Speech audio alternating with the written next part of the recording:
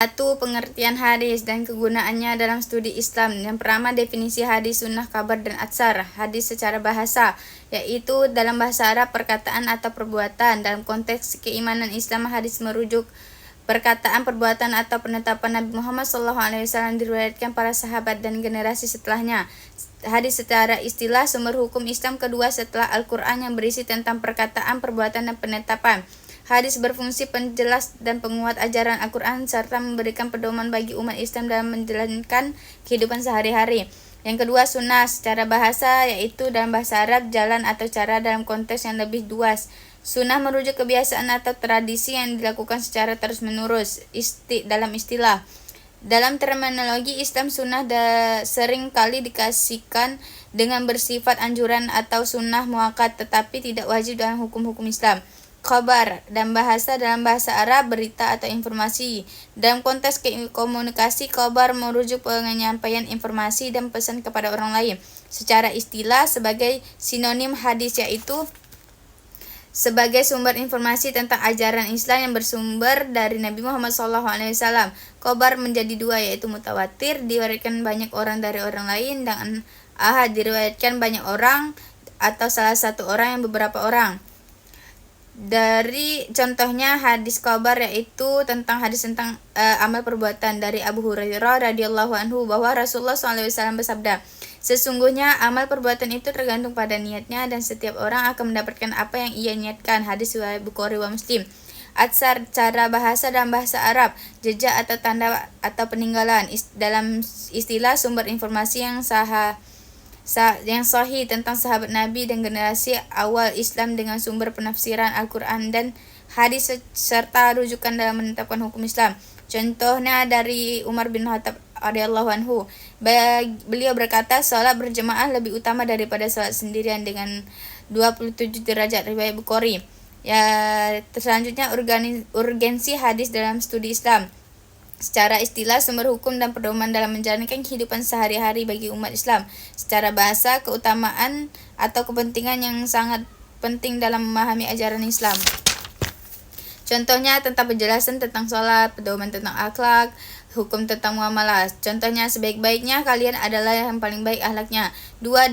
Dalil kehujahan hadis dan fungsi hadis terhadap Al-Quran. Secara bahasa, bukti atau argumentasi yang menunjukkan kekuatan atau validitas hadis sebagai hujjah atau argumen dalam menetapkan hukum Islam. Secara istilah, merujukkan bahwa hadis sebagai sumber hukum Islam yang sahih dan dapat dipercaya. Contohnya, hadis diriwayatkan oleh Bukhari dan Muslim tentang niat beramal yang menunjukkan hadis dapat dijadikan sebagai pedoman dalam menetapkan hukum Islam. B. Fungsi tafsir hadis terhadap Al-Quran. Takrir, takyid, tafsir, taksis, dan tasyri. Cara bahasa, peran atau fungsi hadis dalam memperjelaskan makna Al-Quran. Secara istilah, merujuk peran hadis untuk makna Al-Quran melalui takrir, menegaskan dan memperkuat makna Al-Quran. Contohnya, tata cara puasa Nabi Muhammad SAW menegaskan dan memperkuat makna ayat. Takyid, mengikat atau membatasi makna Al-Quran. Contohnya, warisan untuk anak laki-laki dan perempuan, membatasi makna ayat. Tafsil, menjelaskan secara rinci makna Al-Quran. Contohnya, wudhu Nabi Muhammad SAW secara rinci. Taksis, mengikhlaskan atau mengkhususkan makna Al-Quran. Contohnya, rukun iman mengkhususkan makna ayat. Tasyri, menjelaskan hukum yang tidak tercantum dalam Al-Quran. Contohnya, hukum-hukum sholat, zakat, dan haji. 3.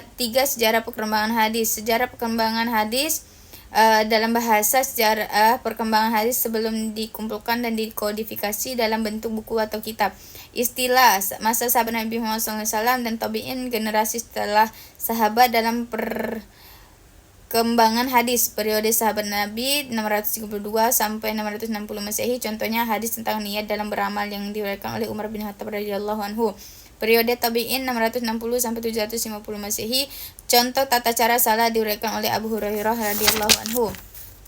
Masa pengumpulan dan kodifikasi hadis. Secara bahasa, periode pengumpulan dan penyusunan hadis dalam bentuk buku atau kitab yang sistematis. Secara Islam, mengumpulkan dan menyusun hadis dalam bentuk buku atau kitab yang sistematis. Masa pentasihihan dan penyusunan kaidah-kaidah.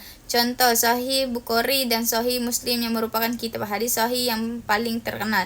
Contohnya, kaidah tentang kesihan sanad yang ditetapkan oleh Imam Bukhari yang masyarakatnya perawi harus adil, tasikah, dan memiliki ingatan yang baik. Secara bahasa, periode penilaian kesahihan hadis dan penyusunan aturan-aturan untuk menilai kesahihan hadis. Secara istilah, merujuk ulama hadis menilai kesahihan hadis dan menyusun kaidah-kaidah untuk menilai. Hadis dalam kuantitas sanad, pengertian dan contoh hadis mutawatir. Secara bahasa, hadis yang banyak orang lainnya meriwayatkan sehingga tidak mungkin terjadi kesalahan dan kepalsuan. Istilah, banyak orang meriwayatkan sehingga mencapai tingkat kesahihan yang tinggi dan tidak mungkin terjadi kesalahan dan kepalsuan. Contohnya tentang hadis salat 5 waktu yang diriwayatkan oleh banyak sahabat Nabi dan mencapai tingkat kesahihan yang tinggi. Pengertian dan contoh hadis mansyur. Bahasa, hadis yang terkenal diriwayatkan banyak orang tetapi tidak mencapai tingkat mutawatir. Istilah, diriwayatkan banyak orang tetapi tidak mencapai tingkat mutawatir karena jalan perawinya tidak sebanyak hadis. Contoh tentang larangan memakan bangkai dan darah yang diriwayatkan oleh banyak sahabat Nabi dan terkenal di kalangan umat Islam. Pengertian dan contoh hadis ahad. Bahasa, diriwayatkan oleh satu orang, beberapa orang tetapi tidak mencapai tingkat mansur. Istilah, diriwayatkan oleh satu orang atau beberapa orang tetapi jumlah perawinya sedikit. Contohnya tentang keutamaan salat tahajud, diriwayatkan oleh Abdullah bin Abbas dan menjadi rujukan bagi umat Islam dalam menjalankan salat sunnah. Hadis secara kuantitas sanad, pengertian dan contoh hadis sahih. Bahasa, hadis yang dapat dipercaya. Istilah, diriwayatkan oleh perawi yang adil, tersikah, dan dapat dipercaya untuk memiliki ingatan yang baik serta tidak memiliki cacat dan sanad atau matanya. Contohnya tentang niat dan beramal yang diriwayatkan oleh Umar bin Khattab radhiyallahu anhu dan tercatat dalam Sahih Bukhari. Pengertian dan contoh hadis hasan. Bahasa, hadis yang baik dan memiliki kuantitas yang tinggi. Istilah, diriwayatkan oleh perawi yang memiliki kuantitas yang baik tetapi tidak mencapai tingkat kesahihan hadis sahih. Contoh keutamaan tentang keutamaan silaturahmi yang diriwayatkan oleh Abu Hurairah radhiyallahu anhu tercatat dalam kitab hadis terkenal. Pengertian dan contoh hadis dhaif. Bahasa, hadis yang lemah dan tidak dapat dipercaya. Istilah, diriwayatkan oleh perawi yang tidak adil, tidak tersikah dan memiliki cacat dan sanad matanya. Contohnya tentang keutamaan salat di masjid, diriwayatkan oleh perawi yang tidak tersikah dan tidak tercatat dalam kitab-kitab hadis yang terkenal. Syarat-syarat hadis sahih. Yang pertama, sanad bersambung. Bahasa, rantai perawi yang bersambung dan tidak terputus. Istilah, rantai perawi yang bersambung dari Nabi Muhammad SAW hingga perawi terakhir tanpa ada perawi yang terkenal dan tidak jelas. Contoh, salat 5 waktu diriwayatkan oleh Abu Hurairah radhiyallahu anhu, Nabi Muhammad SAW, kemudian Abu Hurairah radhiyallahu anhu kepada Az-Zuhri dan seterusnya. Rawi adil. Secara bahasa, perawi yang adil dan memiliki integritas. Istilah, tidak melakukan perbuatan yang tidak merusak keadilan seperti berdusta atau berbuat zalim. Contohnya Abu Hurairah radhiyallahu anhu yang dikenal dengan sebagai perawi yang adil dan tersikah atau dapat dipercaya. Rawi dobit. Bahasa, perawi yang memiliki ingatan yang kuat dan dapat dipercaya. Secara istilah, kemampuan untuk menghafal dan memahami hadis dengan baik serta tidak melakukan kesalahan dalam meriwayatkan hadis. Contohnya tentang Imam Az-Zuhri yang dikenal sebagai perawi yang dobit dan memiliki ingatan yang kuat. Tidak janggal. Secara bahasa, tidak aneh atau tidak bisa. Istilah, tidak memiliki isi yang aneh atau tidak bisa serta tidak bertentangan dengan hadis lain atau Al-Quran. Contohnya tentang larangan memakan bangkai dan darah yang diriwayatkan oleh banyak sahabat Nabi dan tidak memiliki isi yang janggal. Tidak ilat. Secara bahasa, tidak cacat atau kekurangan. Istilah, tidak memiliki cacat dan kekurangan dalam sanad atau matanya. Contohnya salat 5 waktu yang diriwayatkan oleh banyak sahabat Nabi dan tidak memiliki ilat dalam sanad atau matanya. Syarat seorang perawi dan proses transmisi. Syarat dalamnya itu secara bahasa adalah penerimaan dan pengambilan. Secara istilah, proses penerimaan hadis dalam guru atau perawi lainnya dengan syarat-syarat tertentu. Contohnya, Imam Bukhari menerima hadis dari guru dengan mendengarkan langsung dan membacakan kembali hadis tersebut. Syarat dalam penyampaian hadis secara bahasa, penyampaian atau penyebaran. Istilah, proses penyampaian hadis kepada orang lain. Contohnya, Imam Muslim menyampaikan hadis dengan penyebutan sanad dan lengkap dan menggunakan sighah yang tepat. Sighah dalam proses tahammul wal ada dan kuantitas persambungannya. Secara bahasa, formula atau ungkapan. Istilah, formula atau ungkapan yang digunakan dalam proses tamamul dan ada dalam hadis. Contohnya tentang qiraatul ala, saya membaca di hadapan. Hadis maudhu, tentang pengertian hadis maudhu, bahasa buatan dan rekayasa. Setelah istilah, hadis yang dibuat-buat atau rekayasa oleh seseorang untuk dianggap sebagai sabda Nabi Muhammad SAW. Contohnya, Nabi Muhammad SAW bersabda, barang siapa yang membaca surat ini maka akan dijamin masuk surga. Kemunculan hadis maudhu secara bahasa, asal-usul atau latar belakang, istilah, proses munculnya hadis palsu yang dibuat oleh orang-orang yang tidak bertanggung jawab. Contoh, pada masa Bani Umayyah muncul hadis-hadis palsu yang mendukung kekuasaan mereka dan menjelekkan larangan politik mereka. Faktor yang melatar belakangi hadis maudhu secara bahasa, sebab atau alasan. Istilah, alasan yang menyebabkan orang-orang membuat-buat hadis palsu, contohnya politik, agama, dan pribadi.